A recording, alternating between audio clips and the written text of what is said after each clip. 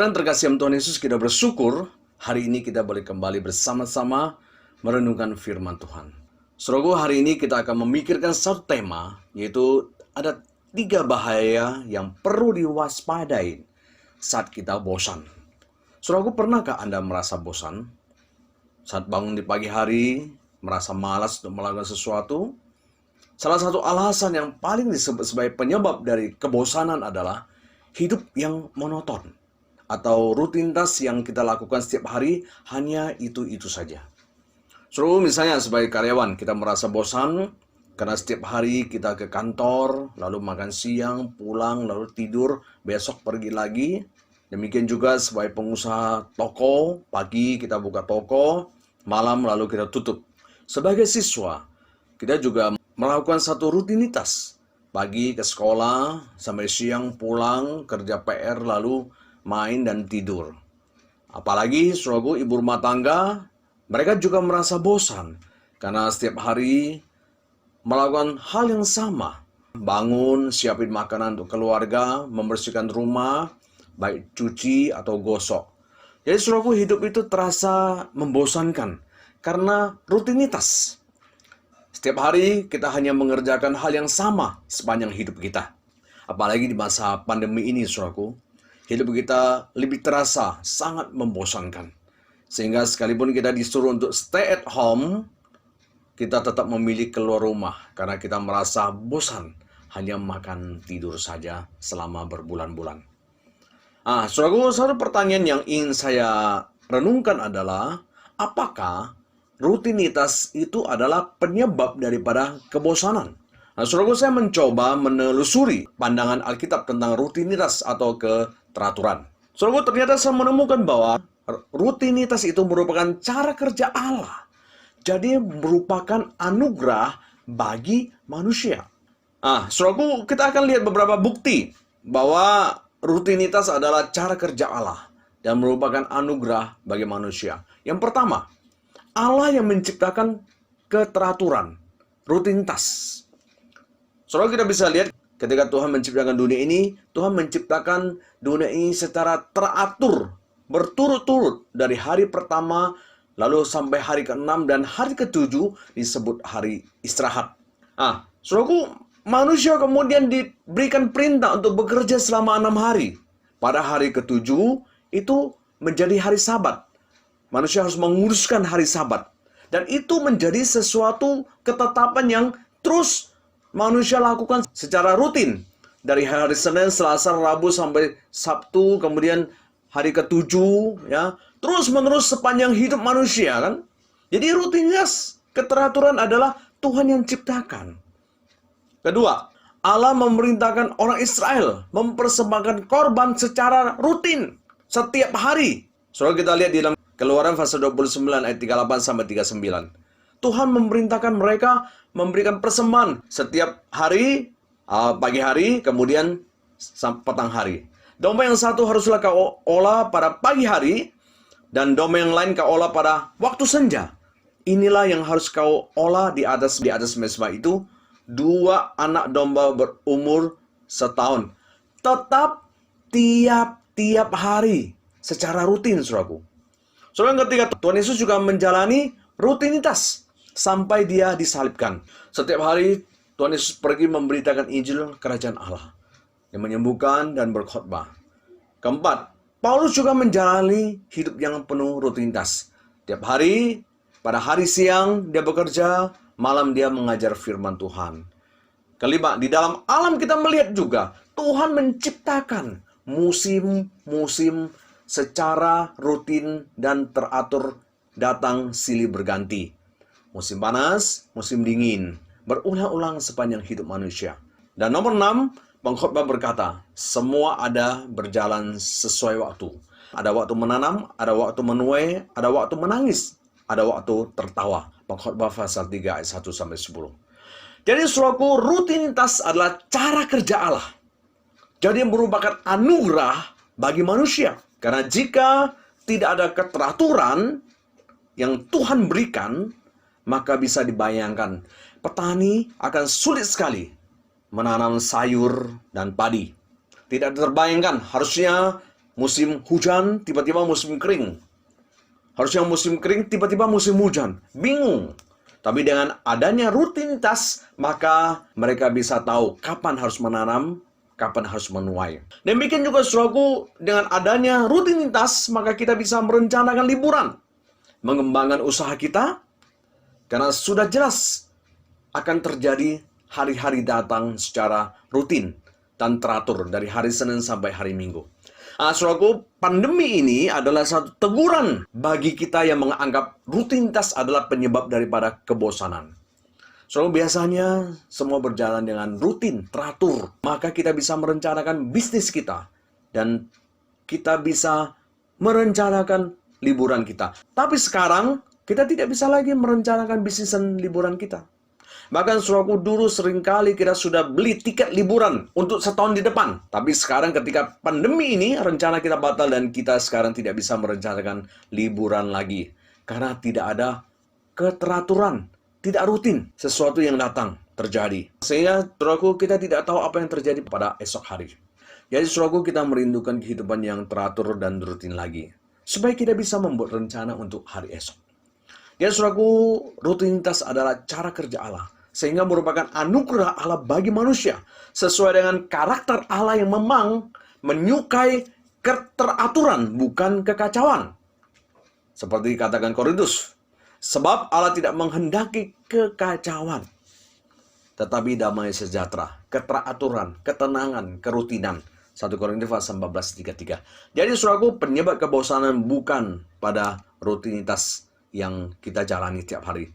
Tetapi pada kita yang tidak menghargai anugerah Allah. Saudaraku, mengapa kita tidak menghargai rutinitas? Tidak menghargai anugerah Allah? Karena kita tidak tahu apa yang kita mau, saudaraku.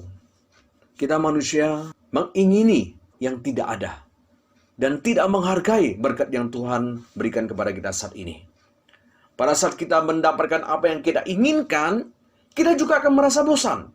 Dan ingin kembali berada pada keadaan sebelumnya yang kita anggap membosankan. Saudaraku, saya ingat pada saat dulu, waktu saya juga berada dalam rutinitas pelayanan, saya juga merasa bosan, saudaraku.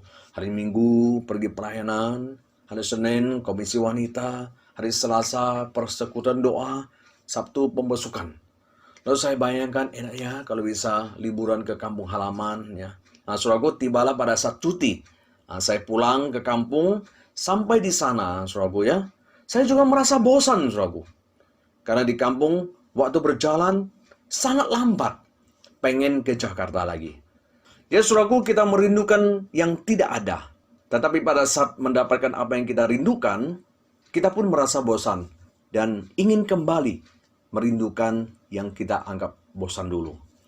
Saudaraku, sebelum pandemi banyak jemaatnya juga merasa bosan, saudaraku. Setiap minggu ke gereja, Senin ikut persekutuan ini, Selasa ikut doa. Sehingga saudaraku, saya tahu beberapa jemaat yang kalau punya alasan tidak datang. Misal sakit atau apa ya, dia pasti tidak akan ke gereja. Saudaraku, tetapi saat ini kita lihat, banyak yang dari kita yang merasa rindu kembali untuk beribadah kepada Tuhan. Tapi sementara ini tentu belum bisa, saudaraku. Nah, saudaraku, itulah kita.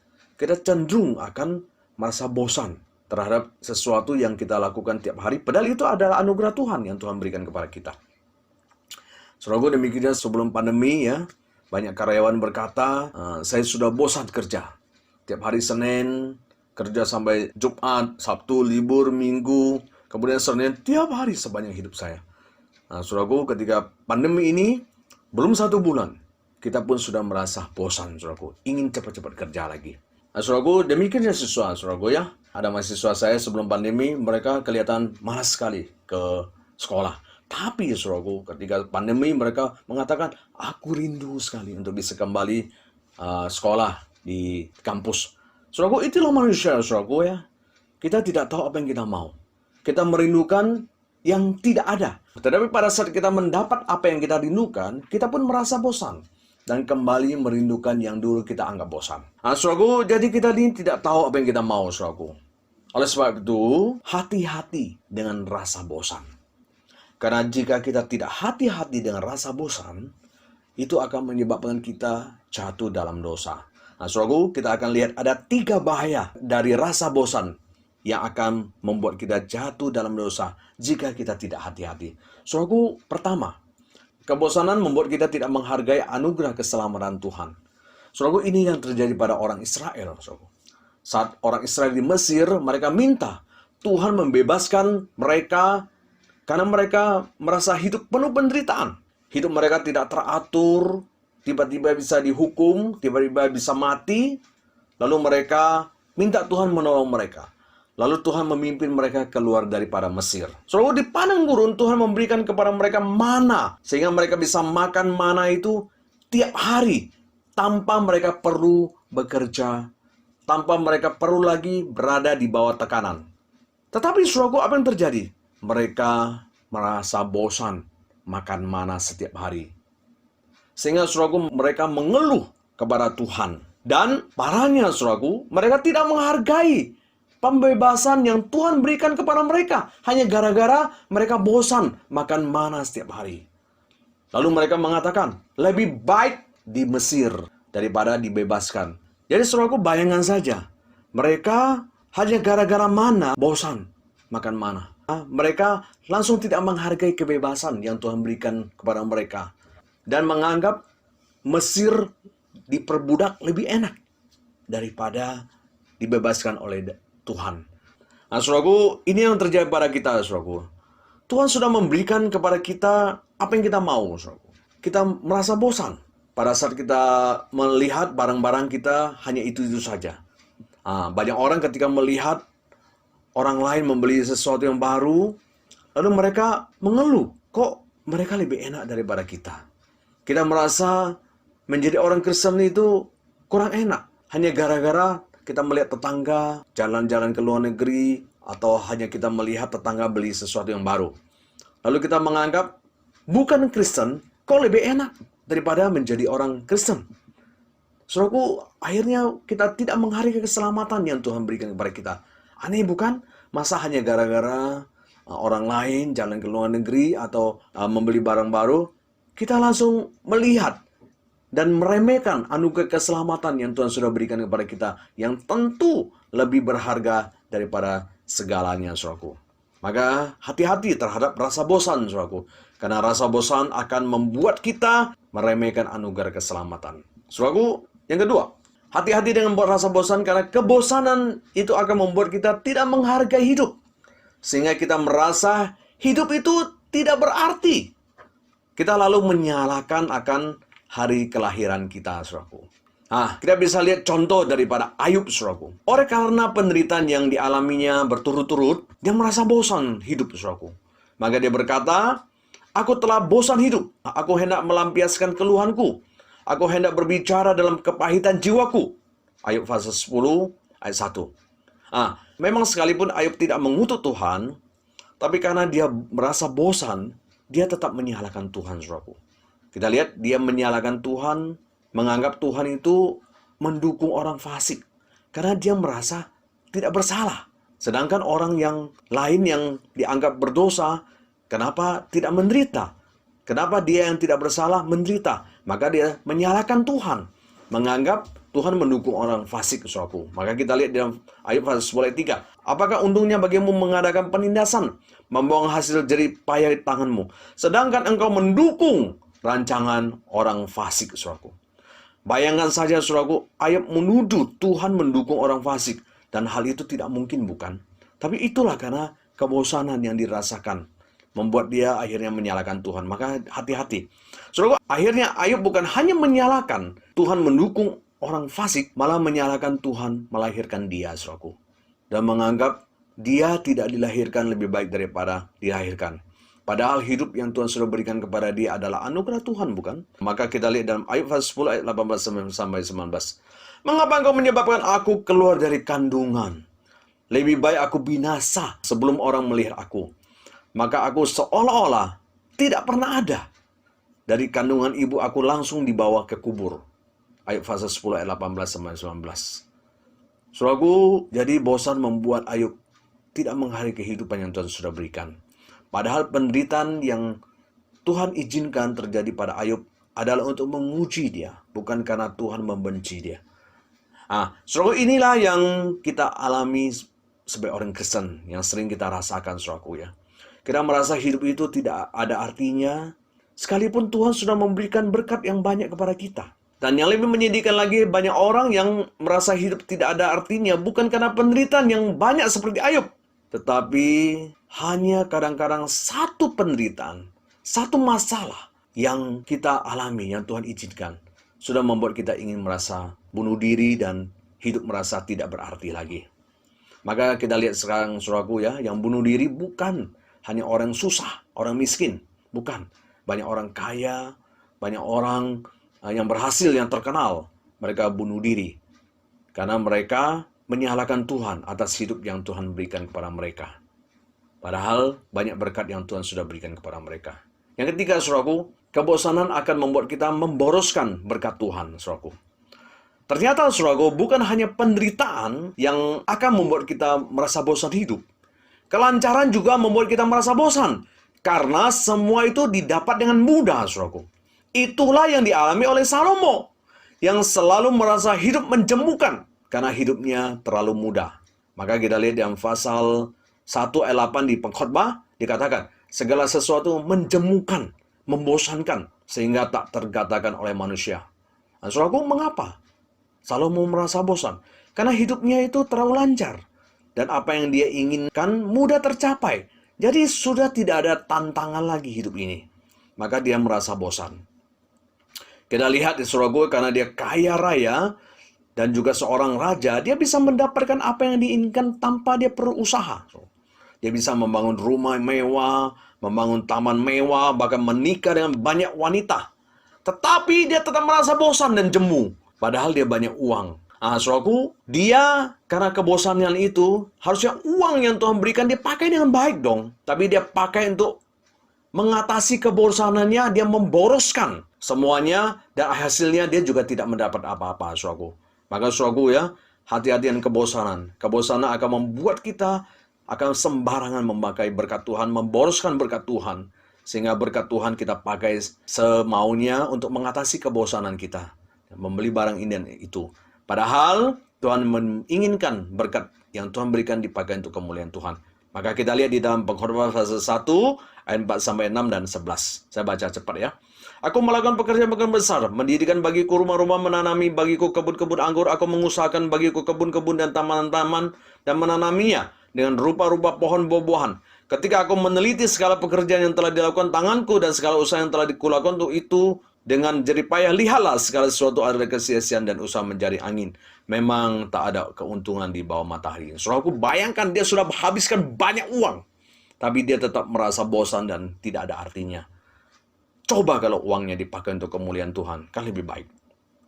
Nah, itu yang sering kita lakukan, saudaraku. Untuk mengatasi rasa bosan kita menghabiskan uang yang Tuhan berikan kepada kita dengan tidak jelas.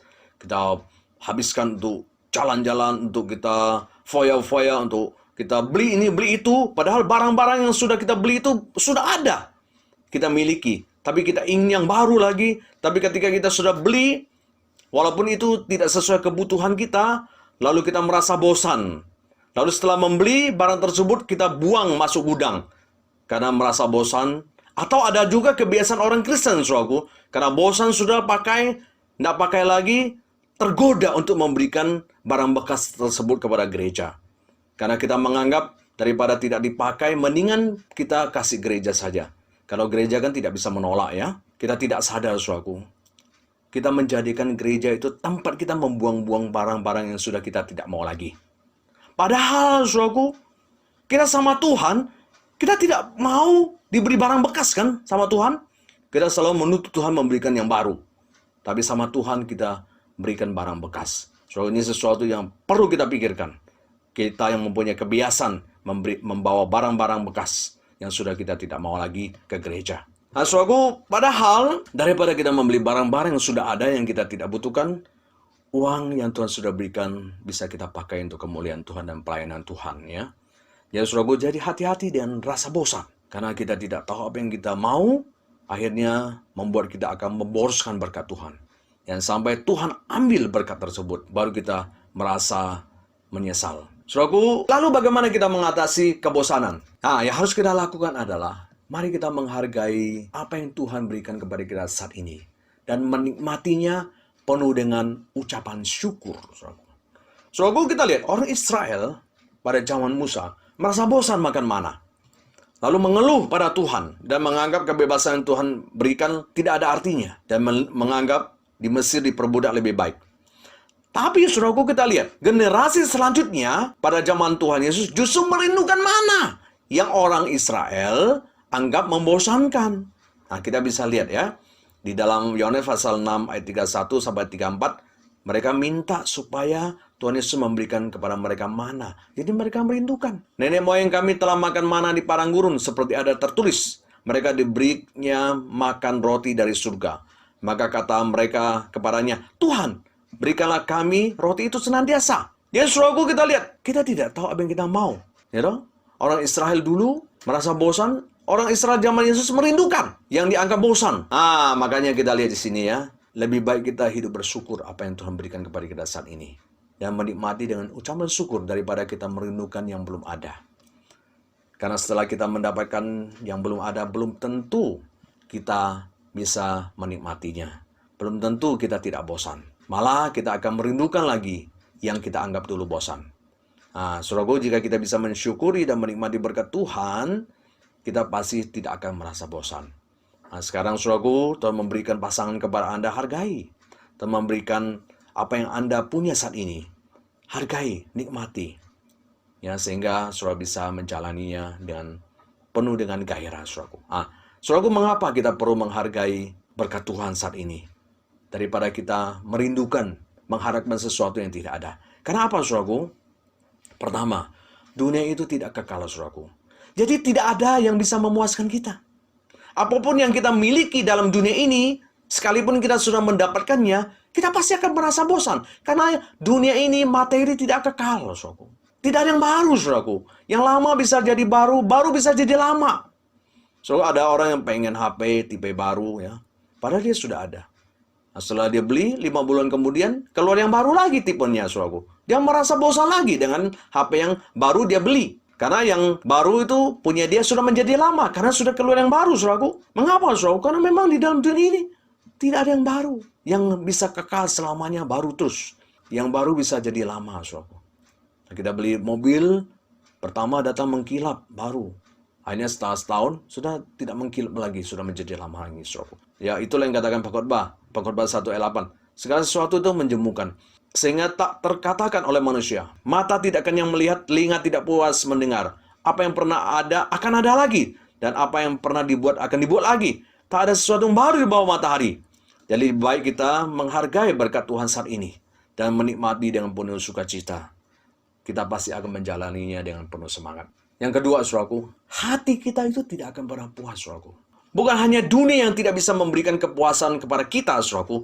Hati kita bermasalah, karena tidak akan pernah puas. Maka Pengkhotbah pasal 6 ayat 7 katakan, segala jerih payah manusia adalah untuk mulutnya. Dan namun keinginannya tidak terpuaskan, saudaraku. Kita itu nggak pernah puas, saudaraku, hati kita. Hati kita itu seperti kita minum air laut. Walaupun sudah banyak yang kita minum, udah penuh, tapi kita terus merasa haus. Lihat aja, kita belum ada sepeda, kita mau beli sepeda, lalu kita sudah punya sepeda, kita mau beli motor. Saat sudah punya motor, ingin mobil.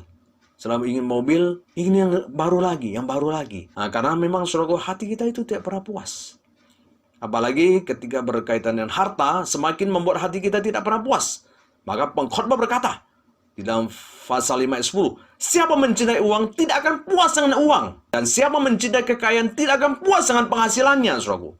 Maka saudaraku, karena kita sudah tahu kita ini manusia berdosa, tidak akan puas, kita jangan membiarkan kita melakukan hal yang sia-sia. Ya saudaraku, satu cara agar kita tidak merasa bosan, yaitu kita perlu belajar menghargai berkat yang Tuhan berikan kepada kita dan menikmatinya dengan ucapan syukur. Karena apapun yang terjadi pada kita, kasih karunia Tuhan selalu cukup bagi kita untuk kita hidupi dengan penuh kegairahan. Karena tak berkesudahan kasih setia Tuhan, tak habis-habisnya rahmatnya. Selalu baru tiap pagi, besar kesetiaanmu. Ratapan pasal 3 ayat 21 sampai 23. Jadi bukan barang baru, saudaraku, yang membuat kita tidak bosan. Tapi mampu melihat anugerah Tuhan akan membuat kita mampu mengatasi kebosanan. Karena anugerah selalu baru tiap hari. Saudaraku, jika kita bisa melihat anugerah Allah selalu baru, hidup kita pasti penuh gairah dan kejutan. Pertanyaannya, pernahkah kita bisa melihat anugerah Tuhan selalu baru? Apa yang saudara lihat, saudaraku? Saya akan mengajak kepada saudara melihat. Pernah nggak saudara berkata, mengapa Tuhan tidak menghukum saya? Padahal kemarin saya tidak bisa mengampuni, membenci orang yang memusuh saya. Padahal Tuhan menyuruh saya mengampuni. Tapi Tuhan tidak menghukum saya. Malah dia memberkati saya. Kenapa, saudaraku? Karena adanya anugerah Tuhan setiap pagi diberikan kepada kita. Sehingga dia panjang sabar menunggu kita sadar dan bertobat. Dia tidak menghukum kita. Saudaraku, pernahkah saudara bertanya mengapa Tuhan masih memberkati saya? Padahal kemarin saya sudah digerakkan oleh Tuhan untuk memberikan persembahan bagi pelayanan dan juga orang. Tapi saya tidak lakukan. Karena saya merasa enak saja saya kerja yang diberi. Tapi Tuhan masih memberkati usaha saya. Mengapa Tuhan? Kenapa, saudaraku? Karena anugerah Tuhan selalu baru diberikan kepada kita. Dia rela menyadarkan kita. Dengan sabar dia menunggu kita bertobat. Dia tidak langsung menghukum kita. Saudara, pernahkah kita juga melihat anugerah Tuhan dan kita bertanya, Tuhan, mengapa Engkau masih tidak menghukum saya? Kau masih memberikan kepada saya kehidupan sampai saat ini. Masih setia walaupun saya tidak setia. Karena anugerah Tuhan selalu baru diberikan kepada kita. Dia berikan baru kepada kita terus. Dia sabar kepada kita. Dia ingin kita sadar secara sadar oleh pimpinan Roh Kudus. Bukan karena dia menghukum kita, lalu kemudian kita penuh dengan ketakutan datang kepada dia. Tidak, saudaraku. Saudaraku, jadi kalau kita bisa melihat anugerah Tuhan setiap hari yang selalu baru diberikan kepada kita. Sampai saat ini, saya masih ada. Padahal saya sudah berdosa. Saudaraku, pasti hidup kita akan terkaget-kaget dan penuh gairah. Dan tidak akan jemu, tidak akan bosan. Marilah kita jalani hidup ini dengan menghargai anugerah Tuhan, melihat anugerah Tuhan, dan menikmati kasih karunia Tuhan dengan penuh sukacita. Amin.